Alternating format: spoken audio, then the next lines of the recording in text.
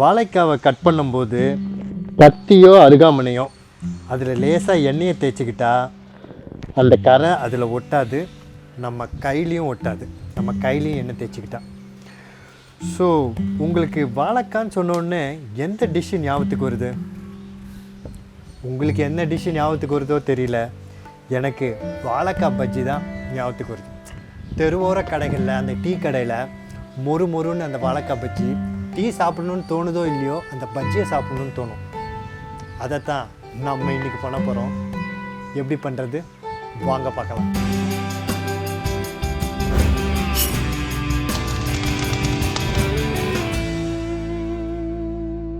என் அன்பு வணக்கம். வாழைக்காய் பஜ்ஜியோ இல்லை உங்களுக்கு பிடிச்ச காய்கறி போட்டு பஜ்ஜி பண்ணுறீங்களோ, எது பண்ணாலும் அதுக்கு பேட்டர் ரொம்ப ரொம்ப முக்கியம். எப்படி முக்கியம்னா, அந்த பேட்டர் ரொம்ப தண்ணியாகவும் இருக்கக்கூடாது, அதே சமயத்தில் ரொம்ப திக்காகவும் இருக்கக்கூடாது, கரெக்டான கன்சிஸ்டன்சியில் இருக்கணும். தண்ணியாக இருந்துச்சுன்னா வாழைக்காயிலையோ காய்கறிலையோ அந்த பேட்டர் ஒட்டாது, அதே சமயத்தில் திக்காக இருந்துச்சுன்னா ரொம்ப மொத்தமாக இருக்கும், அதுவும் நல்லா இருக்காது. ஸோ இந்த மாவை நான் கலக்கும் போதே நான் அது தண்ணி எவ்வளோ ஊற்றணுன்றதை நான் சொல்கிறேன். அதுக்கு என்கிட்ட 2 டம்ளர் கடலை மாவு இருக்குது. அதோட நான் கொஞ்சமாக ஓமம் சேர்த்துக்கிறேன், ஒரு டீஸ்பூன் சேர்த்துக்கிறேன். உங்கள் காரத்துக்கு ஏற்ப மிளகாத்தூள் சேர்த்துக்கோங்க. நான் 1/4 டேபிள் ஸ்பூன் சேர்த்துக்கிறேன். தேவையான உப்பை சேர்த்துக்கலாம். இப்போ நம்ம அரிசி மாவு சேர்த்துக்கலாம். அரிசி மாவு அளவு வந்து 1 டம்ளருக்கு 1 டேபிள் ஸ்பூன் அரிசி மாவு. ஸோ நான் 2 டம்ளர் போட்டிருக்கேன். ஸோ 2 டேபிள் ஸ்பூன் அரிசி மாவு. இப்போ நம்ம மிளகுத்தூளை சேர்த்துக்கலாம். மிளகு நம்ம தினசரி உணவில் சேர்க்கும்போது நம்ம ஆரோக்கியத்துக்கு ரொம்ப ரொம்ப நல்லது. அதோட சிறப்புகளையும் அதோட மருத்துவ குணத்தையும் பற்றி தெரிஞ்சுக்கணுமா, கீழே டிஸ்கிரிப்ஷன் பாக்ஸில் ஒய் எம் ஆடிங் பிளாக் பெப்பர்ன்ற வீடியோ லிங்க் இருக்குது, கிளிக் பண்ணி பாருங்கள். 3 பிஞ்ச் அளவுக்கு காய்பொடி சேர்த்துக்கலாம். இப்போ நம்ம தண்ணியை சேர்த்துக்கலாம். கடலை மாவோட தண்ணி அளவு வந்து 1 டம்ளருக்கு 3/4 டம்ளர் தண்ணி ஊற்றணும். ஸோ 1 டம்ளருக்கு நம்ம 1 டேபிள் ஸ்பூன் அரிசி மாவு போட்டிருக்கோம். ஸோ 1 டம்ளர் தண்ணி ஊற்றிட்டா கரெக்டாக இருக்கும். ஸோ நான் 2 டம்ளர் மாவு போட்டிருக்கேன், அதுக்கு 2 டம்ளர் தண்ணி ஊற்றிக்கிறேன். தண்ணி ஊற்றுறதுக்கு முன்னாடி இந்த உப்பு, மிளகாத்தூள், அரிசி மாவுலாம் போட்டதை நல்லா மிக்ஸ் பண்ணிக்கலாம்.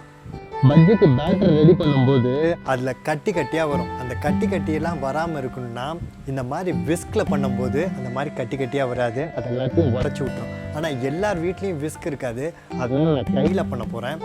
கையில் பண்ண போகிறேன்னா என்ன பண்ணுறது, ரொம்ப ஈஸி. ஒரு ஜல்லடையில் கடலை மாவு நல்லா சளிச்சிட்டு அதுக்கப்புறமா நீங்கள் ஆரம்பிச்சிங்கன்னா எந்த கட்டிகளும் இருக்காது, ஈஸியாக மாவு கரைச்சிக்கலாம்.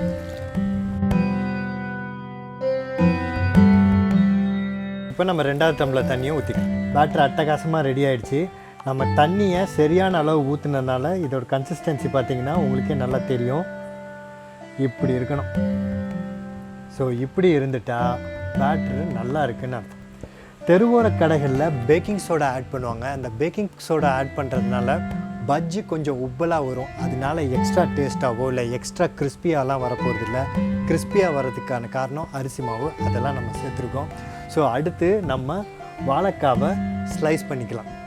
வாழைக்காய் பஜ்ஜி மட்டும் நம்ம பண்ண போகிறது இல்லை, அதோட வாழைக்காய் பஜ்ஜிக்கு ஈக்குவலண்ட்டாக இருக்கிற அதர் வெஜிடபிள்ஸையும் நம்ம யூஸ் பண்ணி பண்ண போகிறோம். அது உருளைக்கிழங்கு, கத்திரிக்காய், காலிஃப்ளவர்லாம் அமேசிங்காக இருக்கும். அதையும் சேர்த்து நம்ம பண்ணிடலாம். கொஞ்சமாக நான் காலிஃப்ளவர் வெட்டிக்கிறேன்.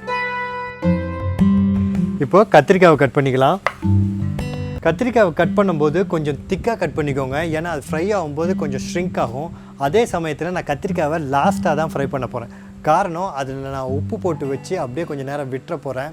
அதுலேருந்து தண்ணி நல்லா வெளியே வந்துடும்.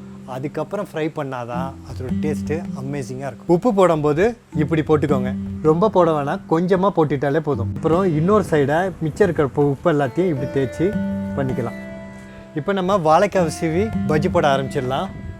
அதுக்கு முன்னாடி வாழைக்காவோட திக்னஸ் என்னன்னு பார்த்துடலாம். இந்த திக்னஸ் இருந்தால் கரெக்டாக இருக்கும்.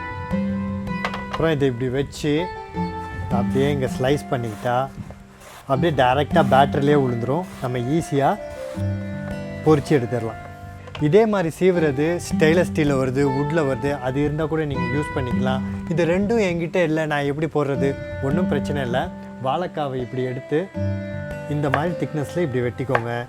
இல்லைனா இப்படி வேண்டாம் அப்படின்னா இப்படி நடுவில் இப்படி கட் பண்ணி இப்படி கூட போட்டுக்கலாம்.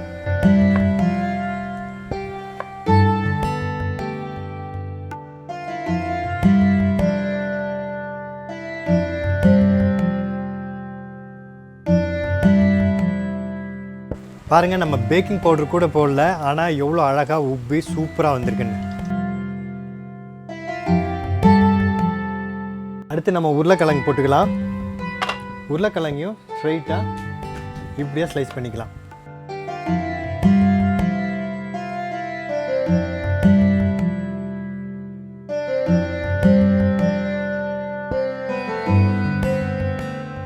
அடுத்து நம்ம காலிஃப்ளவர் போட்டுக்கலாம். காலிஃப்ளவர் வந்து வேக வச்சு போடணும்னு அவசியம் இல்லை, ராவாகவே ஆட் பண்ணி ஃப்ரை பண்ணிக்கலாம்.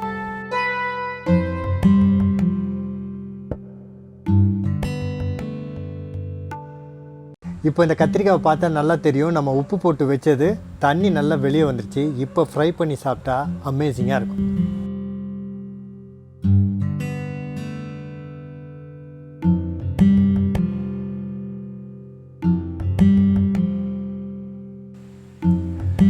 எக்ஸலண்ட்டாக பஜ்ஜி ரெடி ஆகிடுச்சு. இன்னும் ஒரே ஒரு ஸ்டெப் ஆட் பண்ணிட்டா இந்த எக்ஸலண்ட் பஜ்ஜி சூப்பர் எக்ஸலண்ட்டாக ஆகிடும். அது என்னென்னா, கொஞ்சோண்டு சாட் மசாலாவை மேலே இப்படி தூவிட்டோம்னா அந்த சாட் மசாலா இருக்க சவர்னஸ்ஸு, இந்த பஜ்ஜி அதோட டேஸ்ட்டும் எக்ஸலண்ட் காம்பினேஷன். 2 பஜ்ஜி சாப்பிட்றவங்க கூட 2 பஜ்ஜி இப்படி போட்டால் சாப்பிடுவோம். இது வரைக்கும் நம்ம சேனலில் வந்த ரெசிபீஸில் உங்களுக்கு ஏதாவது டவுட்டோ கொஸ்டினோ இருந்தால் என்கிட்ட நீங்கள் கேட்க முடியும். அதே சமயத்தில் நம்ம சேனலில் வந்த ரெசிபீஸை நீங்கள் ஏதாவது ட்ரை பண்ணி வச்சு ஃபோட்டோ எடுத்து வச்சுருந்தீங்கன்னா என்கிட்ட அனுப்புங்க. அதை ஃபேஸ்புக், இன்ஸ்டாகிராமில் போஸ்ட் பண்ணி நீங்கள் மற்றவங்களை இன்ஸ்பயர் பண்ணுற மாதிரி நம்மளால் பண்ண முடியும். கொஸ்டினும் டவுட்ஸும் உங்கள் ஃபோட்டோஸும் அனுப்ப வேண்டிய வாட்ஸ்அப் நம்பர் 9940302830. இந்த வீடியோ உங்களுக்கு பிடிச்சிருந்தா லைக் பண்ணுங்கள், கமெண்ட் பண்ணுங்கள், சப்ஸ்கிரைப் பண்ணுங்கள், மறக்காமல் பெல் ஐக்கானை கிளிக் பண்ணுங்கள். முக்கியமாக ஷேர் பண்ணுங்கள். ஏன்னா life is better when we share. உங்கள் கொஸ்டினுக்காகவும் உங்கள் ரெசிபி ஃபோட்டோவுக்காகவும் நான் காத்துட்ருக்கேன்.